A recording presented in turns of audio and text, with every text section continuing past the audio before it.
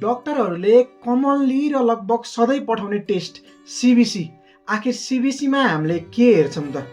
So यो video save गरेर राख्नुहोस्, म तपाईँलाई पुरै कुरा भन्नेछु है। सिबिसी अर्थात् जसको फुल फर्म हुन्छ कम्प्लिट ब्लड काउन्ट है।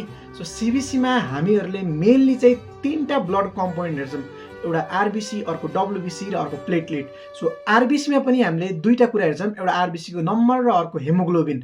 र सिम्पटम र यसको ल्याब भ्यालुको आधारमा पेसेन्टलाई एनिमिया छ कि छैन भनेर हामीले चाहिँ डायग्नोस गर्छौँ। त्यस्तै अर्को कुरा पर्छ प्लेटलेट। प्लेटलेटको नम्बर कम या बढीको आधारमा हामीले पेसेन्टलाई कुनै ब्लिडिङ डिसअर्डर छ कि नै भनेर छुट्याउँछौँ। त्यस्तै मेन तेस्रो कुरा भनेको चाहिँ डब्लुबिसी। सो डब्लुबिसीमा चाहिँ एउटा हामीले डब्लुबिसीको नम्बर हेर्छौँ, जुन चाहिँ नर्मली 4000 देखि 11000सम्म हुन्छ र इन्फेक्सनको केसमा यो बढेको हुनसक्छ। र अर्को डब्लुबिसीको टाइप भनेको कुन टाइप अफ डब्लुबिसी बढेको छ त? न्युट्रोफिल बढ्ने केस भनेको एक्युट हाम्रो ब्याक्टेरियल इन्फेक्सन या एक्युट इन्फ्लामेसन, स्ट्रेसहरू कन्डिसनमा बढ्न सक्छ।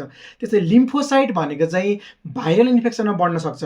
त्यस्तै इउसिनोफिल भनेको चाहिँ हाम्रो एलर्जिक कन्डिसन, आस्थमा तथा प्यारासाइटिक इन्फेक्सनहरूमा बढ्न सक्छ।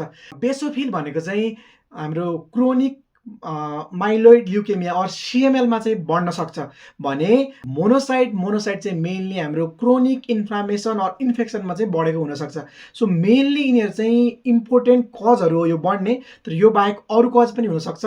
सो तपाईँलाई यदि केही कुरा अझै जान्न मन छ भने let me know down in the comment section. Thank you so much for watching and keep watching.